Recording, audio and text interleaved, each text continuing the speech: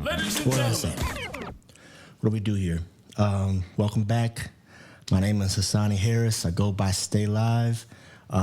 This is my Caffeine today. We're here to talk about my latest song. The latest song is called 9/20/24 at 12:01 a.m.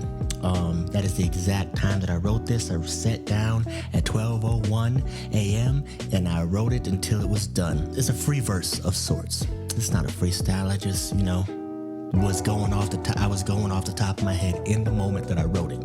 Shout out to Jay. Let's get into it. The song was about staying up late. The song was about parenthood. It's about masculinity. It's about me trying to be comfortable with myself. And we gonna break it down together. Let's see what we got. We got. Small, I chose you for my mind. You made me so. This sample is so A1.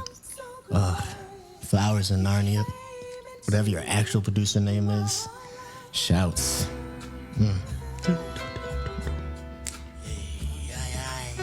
Yeah. Feels good to be home. Amazing beat. I ain't writing no new raps in a while. Below your expectations though. Yeah. Jack. Yeah, this new day, same as yesterday. It's past midnight. I had a full night's sleep in a week plus a year. Need some insight. Ain't drinking 2 months, but half an eddy in my system. It's a midnight, so focused on my insight. That died. Yell at my kids too much. Still fighting. Still. So that's first stop. First stop. I'm super proud of this hook. This hook is probably one of my favorite things I've ever written.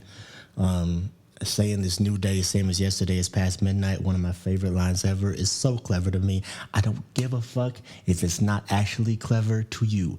I think it's clever and I love that shit. So open up the song that way, fucking perfect. The double entendre of insight, like gaining insight on something, and my end sight, like the sight that is the end. And then ending on a non-rhyme. And non-rhymes are my favorite things. It is used to highlight the fact that, like, I'm so ahead of myself and I'm so, like, tired that I just end up yelling at my kids a bunch. And it's not something I'm proud of, as you find out later. Verse 2, very ashamed of it, but yeah, that's the hook, and I'm very proud of it. Let's see what else we got. What else we got? Wish I could write like the writers do. Wish I had consistency to match it to. Wish I had some capital. Or at least some presidents. My family taking precedence. Really bringing mental health problems to the present tense. And intentionally present if it's wrestled with. Then I wasn't ever good at wrestling. Hope I raise my son to be a better man. I bet on myself to not be like my father. No, I gotta. One of my family to the precedence is bringing mental health problems to the present tense. I had kids and my whole world more or less broke down. When you have a son and you don't have a father, the biggest thing that I was concerned with was trying to figure out how to be a good dad. I didn't feel like I had a solid example of what that meant. And I had a son and I had to teach him how to be a man. And the person who had the most influence on me as a parent, who taught me how to be a man, was my stepfather, and he was not the best. He was abusive, he was manipulative. But past that, this opening is really me talking and trying to like digressing into the idea of being a good dad.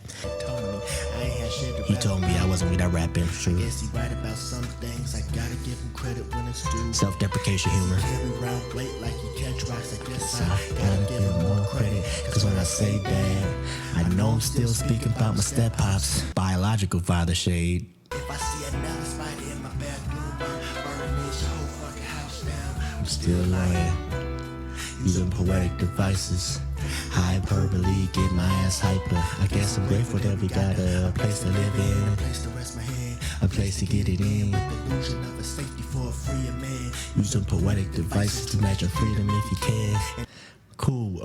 So that mid verse shift is actually a dynamic shift in my writing. I felt like I was getting a little bit too personal, a little bit too boring, so I threw the spider in, burning this whole fucking house down because that's how I felt at the time. And I hate bugs. I hate bugs. I hate bugs. I hate bugs. I'm really that like big ass nigga who's scared of the tiniest little bugs. I fucking hate them. And then the point of the song is in this bridge sort thing that I do at the end, talking about Odysseus. And let's listen to that. This is Odysseus return. Why is this an asterisk GGA talking about Odysseus? Home from the war. Living just to fight another day. I got too much on my mind and not enough saved. Hoping my anger ain't rising up. Times have decided only know how to write this. Cause I'm 32 and just went back to college. I'm still fighting. Oof, yeah. The idea of Odysseus is a really, really solid one in my head. I understood the story to some extent prior to this, but I didn't have an in-depth understanding until I went back to college. So last August, 2024, I went back to college. And first class was about class, we learned about the Iliad and Odyssey. And Odyssey is specifically about Odysseus, who just had that war for 10 years, and they won the war. I think they won the war, but he leaves and goes on this journey home, and on his way home starts killing giants because he's still kind of like in the state of war, which is a conflicting thing to be in, because he decides to do that. He interferes with Poseidon's son, which is a big astral, cyclops thing. I'm sure most people understand this, and 2 years ago, but he stabs Cyclops in the eye, and he runs off into Poseidon. He's related to Cyclops, so basically takes Odysseus on his journey away from his home. But the thing that struck me out of all of that is that after he gets home, he's confronted with more war. Like somebody has taken over his home and they're trying to marry his wife. They think he's dead. They think he's not coming back home. And so he has to come back and he has to kill some more after being away for 20 plus years at this point. There's still another battle to fight, and that is what it felt like coming back to Minnesota. But when you move to some place that you think is going to feel like home and everybody feels different, it's a shock. Everybody has moved on. Just as much time and battles have passed for you on the other side, there was always going to be time and battles that other people that you were expecting to be the same, time has passed for them. But it's about that idea of returning home from war, returning home to Minnesota and finding that everything is different, and how that clashes with this new idea, this new person that I am, this father that I am, this person, this bisexual person. I came out the closet in Chicago, and I have all these things that are different about me and I'm struggling with them. I'm expecting people to just be like, kind of give me grace because I'm struggling through these things, but everybody else is also doing their own stuff. That clears up literally nothing. What else we got? So we got the hook again, my favorite line. Need some insight. A drink or two must be having Eddie in my system. It's a midnight. Inside. Yeah, let my kids too much. All right, second verse. All second verse. Had to get out of bed to grab my charger, my phone dying, and someone rising, people try again, I'm still lying. A lot of us ain't doing shit. I treat a lot of us like a fucking tailgate. Call it a brunch. I ain't wrote no new raps since like the top of the year. I hope this here Song ain't a hunch. Talking about all these things, I'm saying a lot of us, I treat it like a tailgate and call it a brunch because I'm joining y'all. Like I'm talking about you guys, but I'm also this person. I've also been these toxic versions of these identities, and so yeah, that's why that line is so important to me. Thought I had in me to write a verse too. All real. Maybe I should stop it and feel. Yep. What it mean to be a man? Cause I'm yelling, trying to fight for. Don't even know what I'm fighting for, cause niggas ain't shit. That's my anti-blackness coming through. Only came out as bi cause I fucking hate straight dudes.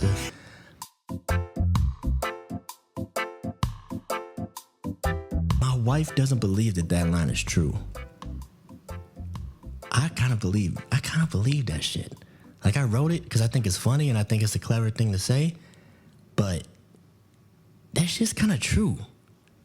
Like, and I'm saying this I know Doechii went viral talking about her shit.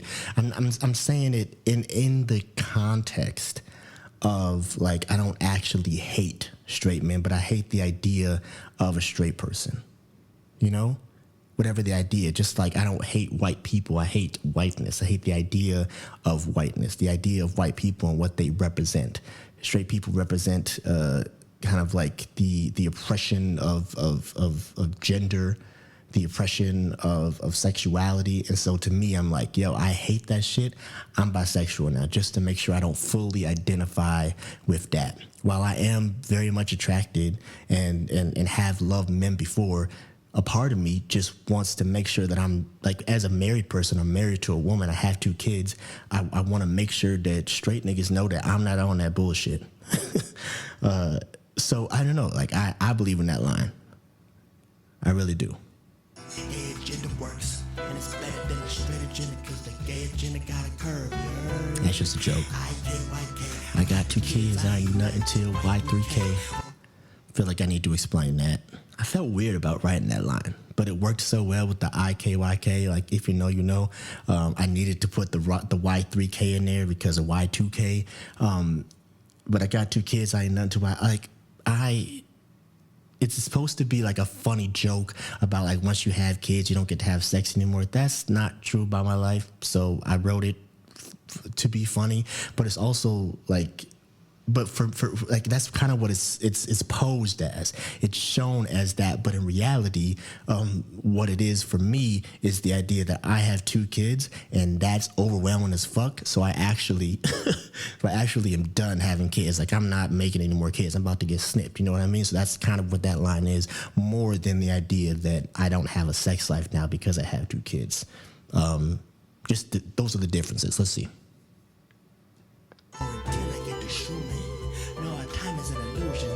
Drugs are bad, okay? Shout out M. This year's returning home from the war, living Just a fucking fight another day. I got too much on my mind, then not enough saved. Y'all be pillaging islands, cause money is the root of y'all fate. There was an autocorrect while I was editing the video that said, I got too much on my mind, then not enough safe versus not enough saved.